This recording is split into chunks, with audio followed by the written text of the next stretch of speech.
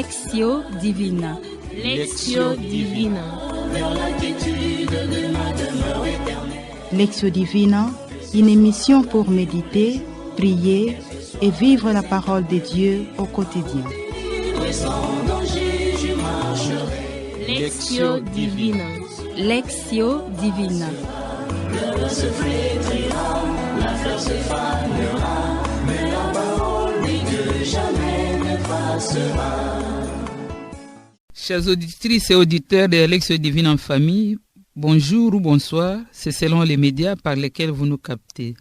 Notre joie est chaque fois renouvelée de vous savoir toujours nombreux pour participer de façon recueillie à la Lectio Divine en famille, une émission produite par les sœurs filles de Saint-Paul avec le concours de Pauline Audiovisuel. L'évangile qui guide la Lectio Divina en famille de ce dimanche 17 juillet 2022, 16e dimanche du temps ordinaire de l'année liturgique C, est celui de Luc au chapitre 10, du 38e au 42e verset. L'évangile très connu des deux sœurs, Marthe et Marie, qui accueillent le Seigneur Jésus dans leur maison. Ainsi, celui qui accueille l'autre se révèle à l'autre, car l'accueil est avant tout partage et dialogue. Il ne s'agit pas seulement de nourriture, mais bien de ce qui réchauffe le cœur et l'âme, et dans cet évangile, de la rencontre cœur à cœur avec Dieu. En effet, ici, il est question d'accueillir Dieu dans notre vie en la personne de Christ.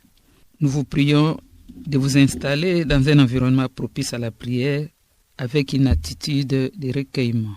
Pour vivre cette expérience, nous avons dans ce studio quelques membres de l'Institut Sainte Famille de la grande famille paulinienne, à savoir Papa Feye, Papa Guillaume, Papa Ngo et Maman Higuette.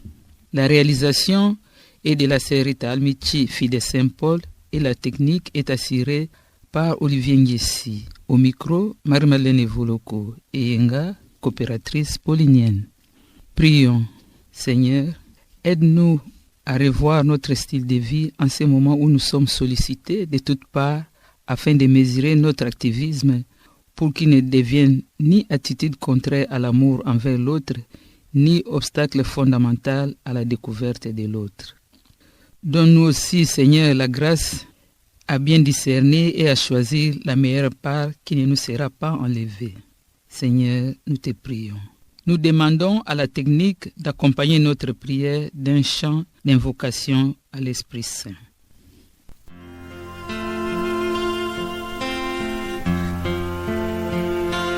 Ô Saint-Esprit, je viens dans la louange, les yeux fermés, doucement t'adorer. Peux-tu remplir ce lieu de ta présence? Nos cœurs arides ont besoin de sang. Ô Saint-Esprit, je viens dans la louange, les yeux fermés, doucement t'adorer. L'évangile qui guide notre Lectio Divine en famille, comme annoncé, est celui de Luc, chapitre 10, du 38e au 42e verset. Jésus est reçu chez Marthe et sa sœur Marie. L'une d'elles, Marie, est assise aux pieds du Seigneur pour écouter son enseignement. L'autre, Marthe, est absorbée par les multiples tâches du service. Elle s'agite, se soucie et proteste contre sa sœur qui ne l'assistait pas. Elle perd ainsi la joie et la paix intérieure. Les deux sœurs ont chacune une position et une attitude spécifique par rapport à Jésus. Marthe est liée à Jésus par le quotidien. Elle le reçoit. Tandis que Marie est en relation avec lui par son choix. Elle l'écoute. Marie prend la position des disciples. Marthe aussi est disciple, mais elle est trop occupée. Marthe reçoit Jésus, lui parle, mais ne l'écoute pas. Marie ne le reçoit pas, ne lui parle pas, mais l'écoute. Il y a là l'actif et le contemplatif. Jésus ne légitime pas l'abandon de Marthe par Marie. Il pose seulement un appel impérieux. la primauté de l'écoute de la parole de Dieu, la primauté de suivre Jésus et d'écouter sa parole. Jésus nous veut, nous et notre attention, plus qu'il veut notre service. L'histoire de Marthe et Marie nous enseigne que Dieu veut simplement qu'il devienne, qu'il soit notre priorité et c'est la meilleure chose à faire. Il nous est donc demandé de rayonner le Christ Jésus dans toute notre vie et de retenir que si l'une et l'autre se vivent dans la médiocrité. Après ce bref aperçu de l'Évangile, nous arrivons à la première étape de notre Lectio Divina, la Lectio. Comme Marie assise aux pieds du Seigneur, écoutons attentivement la lecture de notre Évangile. En ce temps-là, Jésus entra dans un village. Une femme nommée Marthe le reçut. Elle avait une sœur appelée Marie, qui s'étant assise aux pieds du Seigneur, écoutait sa parole. Quant à Marthe, elle était accaparée par les multiples occupations du service. Elle intervint et dit, « Seigneur, cela ne te fait rien que ma sœur m'ait laissé seule le service. Dis-lui donc de m'aider. » Le Seigneur lui répondit, « Marthe, Marthe, tu te donnes des soucis et tu t'agites pour bien des choses.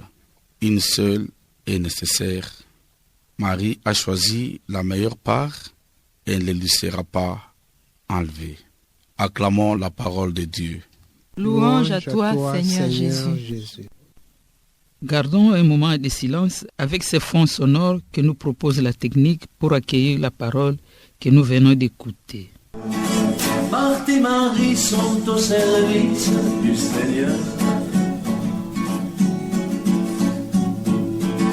L'une l'écoute, l'autre le sert d'un même cœur. Une règle d'or, toujours sourire pour le servir. Une règle d'amour, toujours aimer pour le servir. À présent, chacun de nous, à tour de rôle, dans une attitude de recueillement, va lire les passages qu'il a marqués sans les commenter. Chers frères et sœurs de la fréquence bleue qui m'écoutez en ce soir, le passage qui m'a frappé est celui-ci. Une seule est nécessaire. Marie a choisi la meilleure part et ne lui sera pas enlevée. Elle avait une sœur appelée Marie, qui s'étant assise aux pieds du Seigneur, écoutait sa parole. Quant à Marthe, elle était accaparée par les multiples occupations. Le Seigneur lui répondit, « Marthe, Marthe, tu te donnes du souci et tu t'agites pour bien des choses. Une seule est nécessaire. Marie a choisi la meilleure part, elle ne lui sera pas enlevée. » Seigneur, cela ne te fait rien que ma sœur m'ait laissé faire seule le service. Dis-lui donc de m'aider. Ce partage nous conduit à la deuxième étape de notre lecture priante, la méditation. Étape où nous nous mettons chacun personnellement face à la parole. À présent, dans une attitude recueillie, partageons les fruits de notre méditation. J'ai le souci de la survie de ma famille, des études de mes enfants, de les nourrir et de les vêtir. Au risque d'oublier l'essentiel, c'est de montrer à mes enfants Jésus et à les aider à l'accueillir dans leur vie par l'écoute et la pratique de la parole de Dieu. Ainsi, dans ma mission ici sur terre, je dois m'efforcer à mettre en avant l'écoute et la pratique de la parole de Dieu avant toute chose, et le reste viendra de surcroît. Oui, chers frères et sœurs de la Radio Maria, par cette lecture, par ce passage, Jésus vient nous révéler encore ce qui est nécessaire et ce qui est futile. À l'exemple de Marthe et de Marie. Marthe qui se soucie, on peut dire, de matériel, et Marie se soucie de ce qui est spirituel. Donc Jésus vient me révéler aujourd'hui que je dois connaître la meilleure part dans ma vie, celle d'écouter sa parole, à l'instar de Marie, pas nécessairement d'écouter et de la mettre en pratique. Jésus m'interpelle aujourd'hui que chaque jour de ma vie, je dois écouter la parole, méditer sa parole. C'est ça la meilleure part.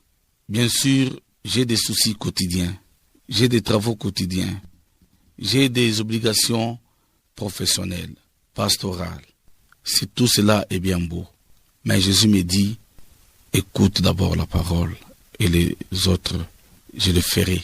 Parce que nous remarquons souvent, nous avons des excuses que je ne sais pas arriver à la prière, je ne suis pas arrivé à la messe parce que j'ai telle ou telle préoccupation. Alors, je dois faire la part des choses, l'heure des activités spirituelles et l'heure des activités de ce monde. Amen. Pour moi, ce passage me montre comment Marie a donné l'importance à la parole de Dieu. Elle m'apprend qu'elle a tout laissé pour écouter la parole de Dieu. Parce que la parole de Dieu est comme une lampe dans le noir qui apporte la lumière. Je dois personnellement suivre cette lumière et apprendre à l'entretenir jour et nuit. Parce que c'est la seule qui peut me sauver, me relever à chaque fois que je tombe. Je dois la porter à mes frères et sœurs.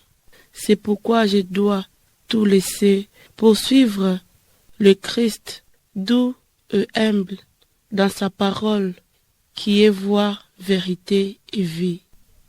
Souvent dans notre vie, ces soucis, cette tendance au découragement nous fait baisser les bras, nous révolte même et nous amène à arrêter, à continuer à faire les biens qu'il fallait faire jusqu'au bout, à mi-chemin. Pourquoi? Parce qu'il n'y a que moi qui dois faire ceci. Pourquoi il n'y a que moi? Tout le monde ne vient que chez moi. Tout le monde ne regarde que moi qui dois donner ceci, qui dois faire ceci au nom de toute la famille, alors que nous sommes nombreux à faire cela. Si je ne peux pas le faire, un autre peut le faire. Cette tendance-là, de façon générale, nous amène à nous révolter et nous décourage. Jésus nous a dit, qui met la main à la charrue et regarde en arrière n'est pas digne de moi. Alors quand nous allons nous soucier de faire le bien que nous avons choisi à faire, parce que nous voyons seuls à faire ça, nous ne serons plus dignes de Jésus-Christ, nous dit-il. Et là, nous allons faillir à notre mission. Après cet échange, nous arrivons à la troisième étape de notre Lectio Divina, l'oratio. Étape où la parole méditée devient prière. Des prières pour lui rendre grâce, pour nous avoir permis de comprendre qu'à l'instar de Marie, toutes les femmes sont appelées à l'égard des hommes à être des disciples de Christ. Rendre grâce au Seigneur également pour nous avoir permis de mieux comprendre les thèmes de l'accueil et de l'hospitalité très présents dans l'actualité de notre quotidien. À présent, toujours avec recueillement, nos prières au Seigneur. Faisons-les à tour de rôle en commençant par la lecture du passage qui nous a marqués. Seigneur Jésus, à la lumière de ton enseignement de ces jours, ouvre-moi encore les yeux, que je puisse reconnaître la tâche qui convient dans ta pastorale, la tâche qui me convient pour que j'aie un temps pour écouter, méditer ta parole, que j'aie aussi cette grâce-là de découvrir ton message chaque fois que je dois le méditer. Enseigne-moi en tant que père et chef de famille à lier ma tâche de responsable de famille par l'écoute de ta parole. Je t'ai ainsi prié pour le siècle des siècles. Amen. Je te demande et te supplie, Seigneur Jésus, de me donner la grâce de ne jamais regarder en arrière lorsqu'il faut aller jusqu'au bout. Ne jamais laisser baisser les bras dans cette marche vers toi et dans ma mission que tu m'as confiée. Écarte et éloigne de mon esprit cette tendance à me décourager. Amen.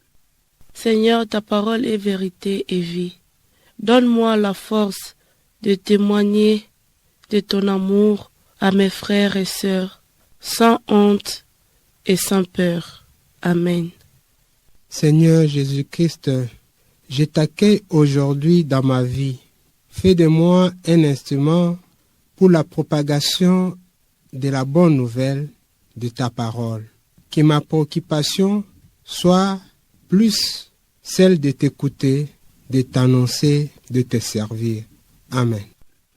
Chères auditrices et auditeurs de la Lectio Divina en famille, nous voici arrivés à la fin de notre lecture priante. Nous vous disons merci pour votre participation recueillie. Merci à tous les membres de l'Institut Sainte Famille qui ont participé à la production de cette émission, à savoir Papa Feye, Papa Guillaume, Papa Ngo et Maman Iguette. Merci à la sœur Rita Almichi, fille de Saint-Paul, et à Olivier Ngiesi pour leur apport technique. Nous vous disons encore une fois merci, au revoir et à la prochaine, même jour et même heure sur la même chaîne. C'était au micro Marie-Madeleine Evoloko et Yenga, coopératrice paulinienne.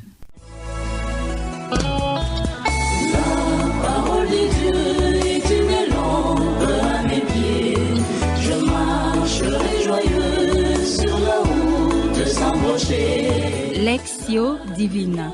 Lectio Divina. Lectio Divina, une émission pour méditer, prier et vivre la parole de Dieu au quotidien. Lectio Divina. Lectio Divina. Le se flétrira, la fleur se fanera, mais la parole dit que jamais ne passera.